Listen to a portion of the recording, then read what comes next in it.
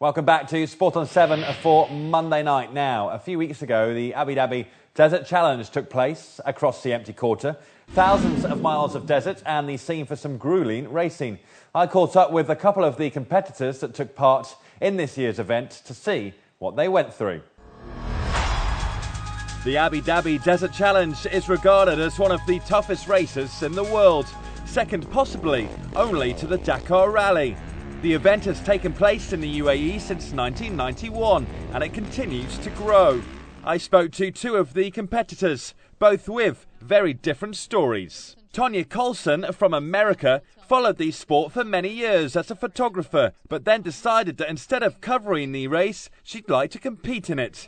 Having never competed in a race to this scale, it took a year of preparing to get ready for the challenge.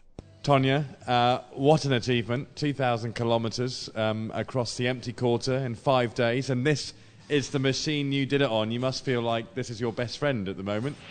Well, I've had a mixed relationship with her over the week, to tell the truth.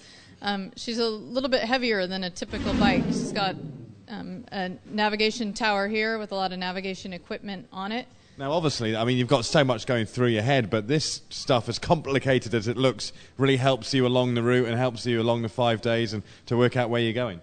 It really does, but it can also be a distraction if you're trying to ride quickly and watch the terrain, but you're also trying to make sure you're going the right way and catch any hazards or corners that are coming up.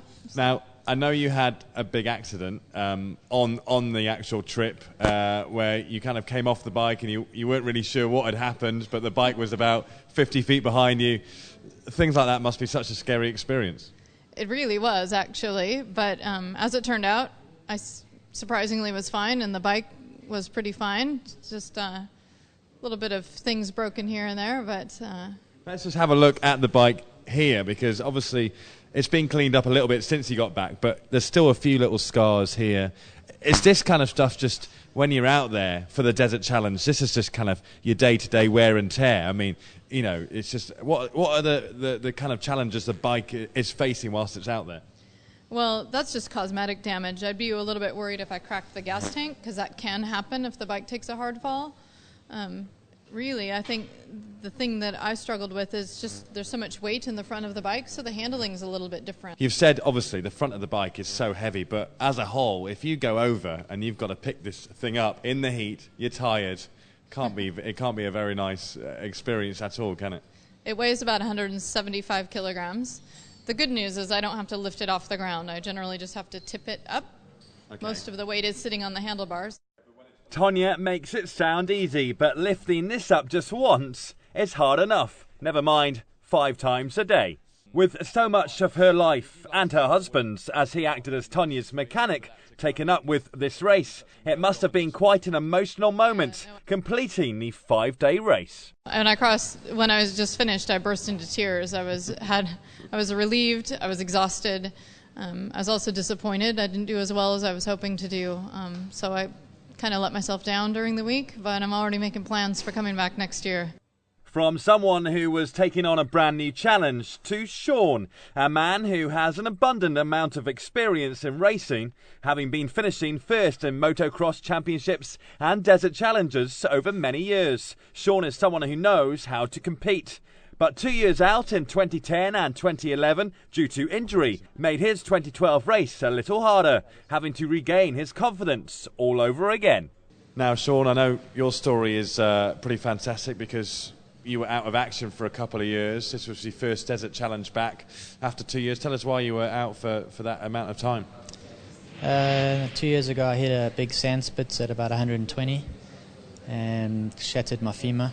I was chasing Mark Comer for second at the time. Now, obviously, getting back on the bike and going for it again this time around, it's a big enough challenge as it is, but did you really have to pick up your confidence and find that confidence to get on the bike and go for it again? Yeah, I lost a lot of confidence because I haven't ridden in the desert for almost 2 years. I've done a couple of training runs with my friend James West, and I think 3 times out in the desert for 1 hour maybe before the challenge, and yeah, difficult. It must be such a lonely place when you're out there for 5 days and you're pretty much on your own for those 5 days and you've got your helmet on, it's just your own thoughts that you have as company. What goes through your mind as you're shifting your way through the sand of the empty quarter? Basically, there's a lot. You think about a lot of things. Obviously, you're trying to catch the guys in front of you. You're thinking about not having an accident, what happened before. There's a lot of things that go through your mind, really. So, I mean, the concentration must have to be there 100% of the time. Yeah. If you don't concentrate 100%, then you're going to crash. And there's so many holes out there you can't see, and it's not easy. It's dangerous. While Shaw moves on with his racing career, having successfully got back on the saddle this year and continues to run the Gecko motorcycle shop in Dubai, Tonya is already looking ahead to getting back on her bike. For me, I'm just glad not to have to lift this up any more times. Quite some people, aren't they, to put themselves through that. Experience, credits to them. OK, let's look at some more tips. This week we are back at Meydan Tennis Academy, where Sergio will make you a better tennis player, hopefully. My name is Sergio Gaioni, and I'm part of the Tennis 360 teaching team here at the Meydan Tennis Academy. And today we're going to go through the backhand. Okay, so we're going to start off with very basic backhand for kids who are 4, 5, 6 years old, just learning the game. So we're going to, first of all, put their racket in their hand. They're just going to grab it like they're going to shake the racket's hand. Basically, this is called continental grip. Okay, so this is, and we always teach double-handed backhand with the smaller kids because it's easier for them to hold the racket. So we put the dominant hand at the bottom, okay, the other hand at the top, hands touching each other but not overlapping. Okay, then we put them into what's called ready position. Okay, and we go through 3 steps with the backhand. Okay, so we're in the ready position, we've found the grip.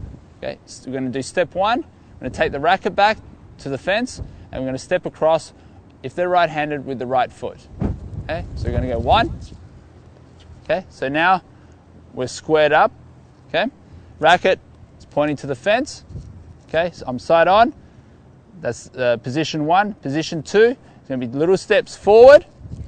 Okay, and position 3 is going to swing, make contact out in front, and finish nice and high over the shoulder.